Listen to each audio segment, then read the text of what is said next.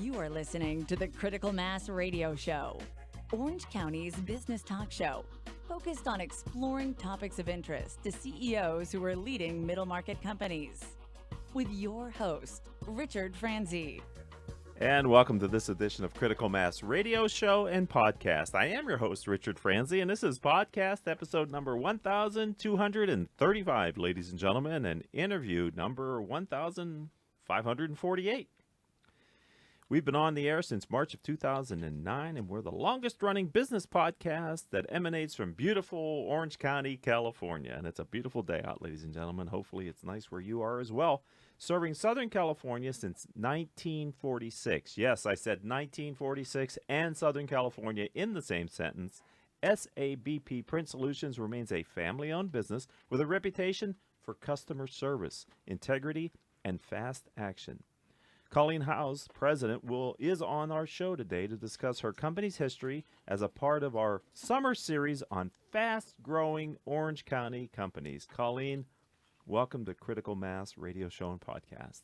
Thank you for having me. It's great to have you. Why don't we start by asking you to tell us a bit about your firm and what makes it unique. I said some things in the open, differentiate you certainly, but can you talk a little bit about your uniqueness and differentiation?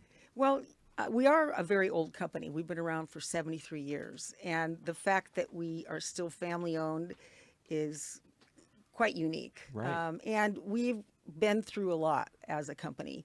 We've seen a lot of changes. In fact, we've seen 14 presidents elected. Wow. And we've been through 20 recessions. And there's a lot that we've survived as a small company. Right.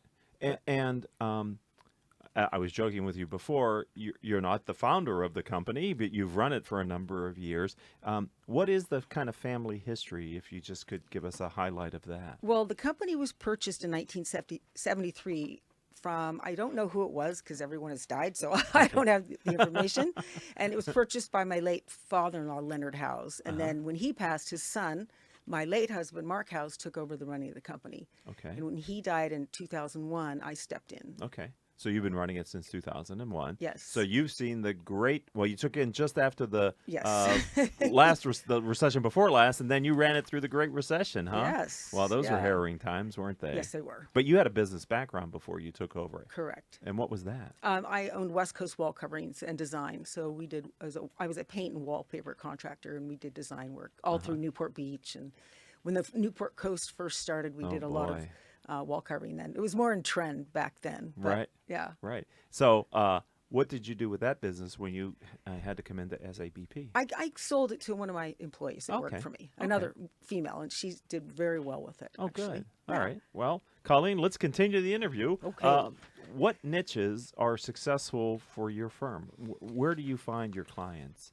Well, we do so many diverse services, so there isn't really one niche, but we do have something that makes us unique in the Orange County market is that we have our WBE, Women Business Enterprise certifications, and our DBE, Disadvantaged Business Enterprise certification, and that does help us because there's a lot of large contracts that a little person couldn't get their foot in the door. Right. And so it gives you just the opportunity to say, hey, let me have a look. I mean, you still have to do a good job, you got have to be to perform. competitive. Yes, Right. but you get an opportunity to get in on some very big projects. And it's been a real success for me to get into. A lot of my clients are the water districts, a lot of the cities, a lot of the big builders. Okay. And that's really helped. So tell me, Colleen, how you first decided to make the commitment to go for those certifications, because they take time and effort and money to get those certifications and then to maintain them. They're the real deal. Right. I got certified in 2005. I heard about it and I thought, that could be a good idea. And I don't really take a lot of time doing a big business plan, even though I probably should, but I just kind of go on my instincts. Okay. And that was one of my really good instincts to go through that because it was quite a procedure to get that certification And to maintain it. correct. Right. It's yeah. as I said, it's the real deal. It is not it's not window dressing. This Right. is, you've got to really run the business and prove to them that you're in Absolutely. charge, etc. How long did it take you to capitalize on it, to really understand how to use it as a avenue for marketing? I would say it took 3 to 4 years actually, and right now in this era that we're in, there's a lot of federally and state funded projects that have these DBE goals. In fact, they're widening the OC 405, Yes. from the 73 to the 605. Yes. And it's a $1.7 billion contract Yes. that OHL got. And that has a 16% DBE goal. Wow. So that's huge. Right. The goals are getting so much larger because of federal funding. So, and I do some work on that project for them. So it was a really good thing. I had the opportunity to. So use that. if our engineer is ready with the gong, I think it would be a good opportunity to gong this. Our loyal listeners know, Colleen, that whenever we play the gong here on Critical Mass Radio Show and Podcast, that there was a teachable moment, that if they were partially listening to our interview, that maybe they should back it up a minute or two and pick up the conversation that we had about disadvantaged business certifications and women business enterprise, because having a WBE and a disadvantage has proven to be an opportunity for you to secure business from large programs that maybe otherwise you wouldn't have had a chance to be considered for, right? Absolutely. And it narrows the competitive field, doesn't it? True. Not everybody, so you're in a smaller pool too. So Correct. And once you get here's what I know, because I've been in conferences where they've talked about this. Tell me if this is your experience. That once you've proven yourself, you sort of get known within the diversity community of these larger companies because they're looking for good suppliers who they can trust to do the business. Exactly. Yeah. So it's just, you just got to do what you say you're going to do, when you say you're going to do it, and have fair and honest pricing. And it's just as simple as concept. That's just business 101. And I find that not everyone has that concept in their business model. So it helps because once we get a chance, they see that we do have really good personalized service and we do a good job and we do the extra, we do value-added service. We do all kinds of extra things without gouging little teeny fees. And that's what's helped us stay successful. Right, over these many decades. Correct. That SABP Print Solutions has been in business. So we're talking with the president here. All right, I like on these shows that are focused on fast growing. So not only do you have longevity, you have a recent track record of aggressive growth. Yes. So that's a fantastic combination. Congratulations, Colleen. Can you think about a strategic decision or a foundational thing that you did that has allowed the firm to sustain its growth?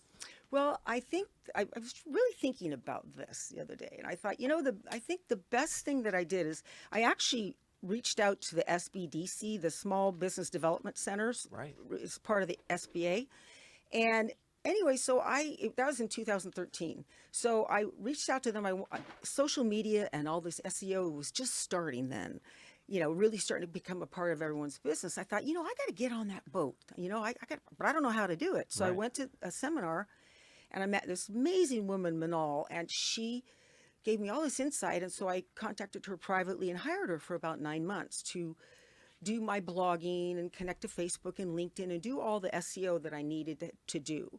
And then I started seeing such success. The phone was ringing. I mean, it does. It's really the recipe for success is easy if you do it. Right. So then but since that time, after the 9 months, I started taking it over by myself. And I'm already up to like 488 blogs. Wow. And when the phone rings and I say, "Oh, did you find me on Google?" Good question to ask. Oh, yeah. And they said, "Oh, yeah." So then I always say, "Yes, Google loves me. Oh, Google loves me." So I start singing to these customers and they're going, "Okay, she's weird, but I like her." Right. It's got personality, right? Yeah. So that has really helped. I've gotten a lot of new clients because of that. And my tags that I use, they come up because I also have a litigation support division. And that's what got me through the recession in 2008 and 2009. I started this, there was a large litigation support company, a big company that was closing their doors in Orange County. So we were already helping them with things. So we took over their client base. Look at you. And it was a real great thing. We supported one of the biggest, longest trials in Orange County history. Okay. And that was the Bratz versus the Barbie doll. And that was a huge thing. Right. I mean, my business, we went from being open 9 to 5 to 24/7. Wow. Good for you. You are an entrepreneur's entrepreneur, aren't you, Colleen? Huh? See, got to take advantage of the opportunities. That's So right. a teachable moment again for our audience is the investment that you made in digital. We just had an author on about digital transformations, and now you're here talking about. We don't usually get two gongs in the show. I was not expecting that, ladies and gentlemen. Wow, the engineer did that on his own. He was just so motivated by what you said. That's fantastic. But Okay. And you're continuing to see it return. Yes. There's a return on that continued commitment to it because it's getting harder, I would think, because people are. What do you write about in your blogs? Doesn't matter. Okay. Nobody reads them.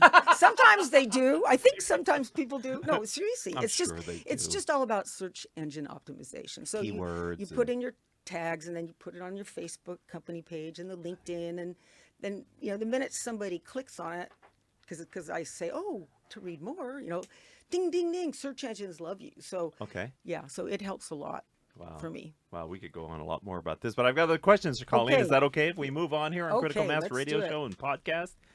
If you could give one suggestion or advice to other entrepreneurs who are running and leading high growth companies, what advice would you offer for them? Well, I always say, just trust your instincts. And, if you think something is the right, you just feel like it's the right thing. If you are an entrepreneurial person, I think you can have insight and just trust your instincts and just go for it. Try it, because you have to take risks. Okay. And also, back to social media, definitely make sure that you have an SEO campaign and social media in your business when you begin, because it is the future and it does help. Well, a lot of people worry about the cost associated with SEO and the fact that they don't maybe fully understand what they're doing and they could be wasting money. So your advice of getting a trained person to maybe get you started and teach you Correct. what you don't know Right. might help. You might pay more money initially, but you might save more money long term. Exactly. Was that your experience? Absolutely. Yeah. Yeah. You maybe not get the ROI if you don't have someone helping you to. Right. You could spend a lot of money to figure out what they know just in their DNA. Huh? Right. Yeah. Awesome. This is great.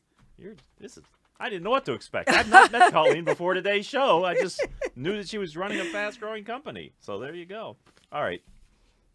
Let's look at the other side of the coin. I lead peer groups for business owners, and even though we're in the longest recovery since the Great Recession, every month, it's not easy running a business. No. There's always something that you need your focus. So I'm going to ask you to share a challenge with our audience, something that you're facing as you scale and grow your firm, something that you're overcoming, but you're still kind of grinding on a little bit. Can you share that with our audience? The number one thing is employees, skilled employees. Okay. The unemployment is at the lowest it's been in decades. And, when you need someone new as we grow, it's just trying to find someone that is willing to, work 40 hours a week and, and will actually work what they're supposed to. Right. It's hard to find employees. What type of work do your employees do for you? They're mostly in production. Okay. They, so they take orders and deal with the customers and produce the prints, and because we just print all types of things. We print blueprints. That's the majority of the business. They're not really blueprints anymore, but we have. What are they? They're just digital bond plots, CAD plots. Sorry, I asked. But because most of my clients are cities, engineering firms, architects, builders. That's the majority of my clients. Okay. So you've made a digital transformation inside your business then Yes. too over the years, right? Yes. Away from hard copy blueprint to whatever it is you just said they yeah. were. Well, they're still hard copies. Okay. But yes, they're not the old diazo blueprints like Okay. with ammonia. That's what we used to do Oh, my back in the day. goodness. We've been around so long. Okay. And to scan something, they used a camera and took photographs. That was how they scanned large format Wow. things back in the day. Back in the day. Back in the day. Back in the day. Yeah. How many employees do you have, Colleen? 9. 9. And so finding employees that fit the culture and Correct. have the work ethic Right. and want to do the job continues to be a challenge in this Yes. economy, right? As it is, I think, with everyone you speak to. It has been. Everybody, yeah. So I've been doing this 11 years, leading these peer groups, and if there's one area that is like a pendulum, it's the employment scene. The pendulum goes one way or the other way, and some spends a little bit of time in between, but it sort of gets pegged one way or the other. I started this in 2007 and 8, and at that Oh, point, wow. there was 100 applicants for every position, right? It Exactly. was heartbreaking how many Yes. people were looking for work, and now the pendulum has moved all the other way, where it's hard to even get people maybe to apply for jobs Yeah. sometimes. I don't know if that's been your Oh, experience, yes. but I've heard that in my I community. just am filling a position right now, and it's been like 4 weeks of interviews. I finally found someone I think is going to work out, but it's like, oh my goodness, it never was that way. Right. So, Right. So it's one way or the other when it comes to Yep. employees. All right. Well, Colleen Howes. Let's continue the conversation. I like to ask guests kind of what I call the guiding principle question, which is, I know you have a philosophy and it's leading to the culture that you've built with the company. And I'm wondering if you could just kind of discuss, of all the things that you care about in business, what's your overarching view on the guiding principle that you're using to lead and grow the firm? Well, I have very loyal employees. Most of the people who have worked for me have been there for over 10 years. So I want to keep the business going to keep them and their families going too, and myself. I like my lifestyle, of course, but it's like you have to make sure that you treat them more like a family than just staff members. And, I really believe in being honest, and have integrity. And I work really hard because I have to. Right. But so that's kind of, it's just work hard and trust your instincts and take good care of your employees, because you'd be nothing without them. Yes, because you're in a service business. Correct. And it really does rely on the people, isn't it? Yes. Because they're the ones who have to perform the service. Right. And talk to my clients, and, everybody works real hard for me. I'm very blessed in that way. What do you do? I usually run around and cause havoc. But Okay. no, I do all the marketing. Okay. And I'm the face of the company, so I go out to all the networking events, and I don't have a salesperson, so Okay. I am the salesperson. And so is social media and SEO.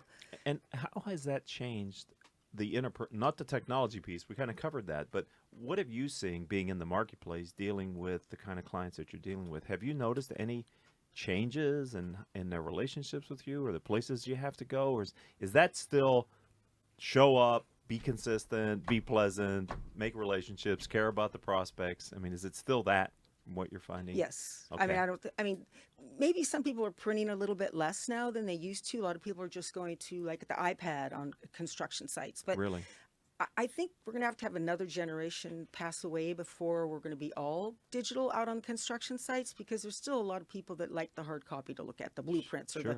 the spec book, So I think that aspect, it's changing a little bit. But overall, it's just, you just have to do business the way everyone's done it forever. And that's just get out and meet your people and be nice and do what you say you're going to do. Right. So do you recognize that in your SWOT analysis, that a threat is that digital technology could possibly disrupt your core business at some point? Yes, but then, on the other hand, like I have diversified to sort of protect myself against that. So, like I was planning on a recession this year. I already planned on it. I had my strategy laid out. Oh, okay. Yeah, so I paid off all of my expensive plotters, all my vehicles. I got really ready for something bad to happen. Okay. And it hasn't yet. But Okay. I'm still sort of preparing for that. So that's why I am, trying to leverage my DBE and WBE to get in with a lot of the, people that are doing transportation, healthcare, and education work. Because those big contractors, they are needing DBE and WE goals to be met. Okay. So that's my focus, to kind of get through the recession that may be coming. Okay. So earlier in the interview, you sort of led me to believe that you didn't do a lot of that planning stuff, that you sort of ran with your gut, but you're sort of telling me you do the planning. Well, I don't write it stuff. down. Okay. It's all in here. But you think that way. Sure. Oh, strategic of course. thinking. Oh, I always right? think ahead. Yes. Yeah, you got But- to, right? So there's no downside to paying off your debt and to not having as much need for cash, right? I mean, that's a good thing. I don't know of any downside. I don't to know of that. any downside either. Hey, call in, ladies and gentlemen. If you can think of a downside, text us. Yeah. All right, keep it to yourself. We don't Yeah. need to know, right? Right, Colleen? Yes. All right. You're going to come back, right, in a year or two? I don't know. I'll invite you back. You're fun. Sure. It'd be great to have you back on the show. What's going to be different in a couple years when you come back on the show? Where do you think you see your company going? Well, I see maybe someone else being the face of my company, or or someone to just kind of help me run it, so I'm not on my own Okay. all the time. It'd be nice, because I'm getting older and I'm thinking about sort of, traveling more, and so it'd be nice to have. I'd like one of my kids to come and take over the company, but we never know about that. Are they interested? No, absolutely not. But you never know. Things change. How old are they? My youngest is 24. Okay. Just got through traveling around the world. Oh, why And, not? yeah. Do it at that age, Yeah, right? absolutely. And then I have a 34-year-old son and a 38-year-old son. Okay. Yeah. And they're not in the business? No. Okay. This is very common. Yes. Where family businesses, the children, maybe it's familiarity or whatever, they don't take a interest in the business. Right. Yeah. There's other things that are more interesting to them. Yeah, What that's about what about inside the company? People potentially that could. You're doing it all now, so it's kind of hard to see somebody else stepping into that role, huh? Right. Yeah. All But right. we're going to be probably employee owned eventually. Oh wow. Yeah. ESOP. I'm not sure. Okay. I've got to decide how that's going to happen. Right. But, That's great. yeah. Wow. This is awesome. What a great interview. All right. So if there's someone out there that might be a client or would like to learn more about your company, how do they find you online, Colleen? www.sabp.com. Okay. And what keywords did they put in Google so they come up on one of your SEO keyword searches? Oh, well, one of my best one, believe it or not, is litigation or legal copying and lamination Wow. and Mylar. Of all the, like, why those are the ones, I don't know. Did you think it when you put them in, or were you surprised by the results and just kind of added them to the bucket? I use the same bucket of all Okay. the services, but those are the ones I get the biggest hits on. Wow. Say that again. Legal copying, Mylar, and lamination. Well, there you go, ladies and gentlemen. If you want to find Colleen, just type those words into Google and bang, she's There you going to go. pop up. You'll find her blogs about that. I'm sure you write about those subjects then too, right? If they're the popular ones. So, Yeah.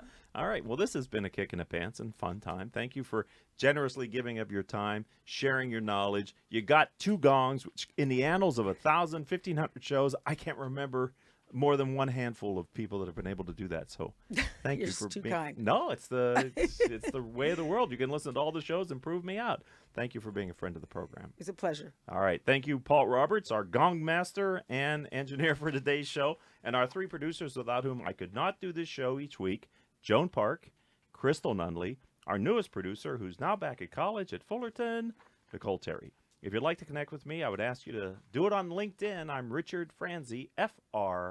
And until our next show, I hope all of your business decisions will move your company in a positive direction. You have been listening to Critical Mass Radio Show Business Talk Show, focused on exploring topics of interest to CEOs who are leading middle market companies. With your host, Richard Franzi.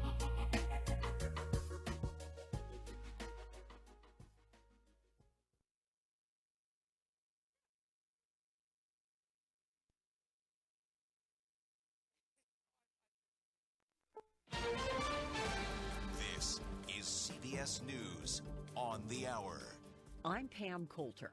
Convicted sex offender Jeffrey Epstein is dead, but a New York judge gave some of his alleged victims their day in court. CBS's Mola Lengi has more. 15 alleged victims spoke in person in the courtroom. 7 more issued statements read by their attorneys. 1 more had a statement read by her sister. Each one described how they were preyed upon, the vulnerabilities that Epstein allegedly sought, and how he allegedly sexually abused them. Epstein killed himself in jail while awaiting trial on sex trafficking charges. CBS News legal analyst Thane Rosenbaum says the victim testimony today might affect other cases. It won't affect the case against Epstein, but it just might taint a future criminal or civil case brought against the various people who might have aided and abetted Epstein in his alleged sex trafficking enterprise. The day after an Oklahoma judge held Johnson & Johnson responsible for the state's opioid epidemic, another drug company is trying to settle cases involving its role in the addiction crisis. Purdue Pharma, which makes OxyContin, is in talks to settle more than 2,000 lawsuits. The price tag being discussed, reportedly $10 to $12 billion. Purdue says it's actively working on a settlement with state attorney generals and other plaintiffs. The lawsuits against Purdue accuse it of misleading prescribers and consumers about the risks of using OxyContin over a prolonged period of time. Steve Futterman, CBS News. A federal judge has temporarily blocked a Missouri law that would have banned abortions after 8 weeks of pregnancy. It was set to take effect tomorrow. CBS's Kate Smith says the case could have far-reaching implications. What's so important about these is it doesn't just impact women in Missouri or Alabama or any of these individual states. If these are successful and they go all the way to the Supreme Court, they could impact women nationally. Eric Scheidler is with the Pro-Life Action League. This is really an expected step, and it's not going to be discouraging to the state of Missouri or to the pro-life movement nationally as we try to return legal protection to unborn children. Planned Parenthood and the ACLU are fighting Missouri's law, calling it unconstitutional. A state of emergency is in effect ahead of Tropical Storm Dorian's arrival in Puerto Rico. CBS's David Parkinson says the storm's winds are a threat. You probably have winds in the 50s, 60s, maybe gusting into the 70s. The problem is not that those winds are awful. The problem is that the power grid in Puerto Rico is so fragile that winds of that strength are certainly enough to put it at risk. Stocks were lower across the board on Wall Street today. The Dow fell 120 points. NASDAQ dropped 26. This is CBS News. CBS News Radio, honored with the prestigious Edward R. Murrow Award for Overall Excellence. Original reporting, right here on CBS News Radio.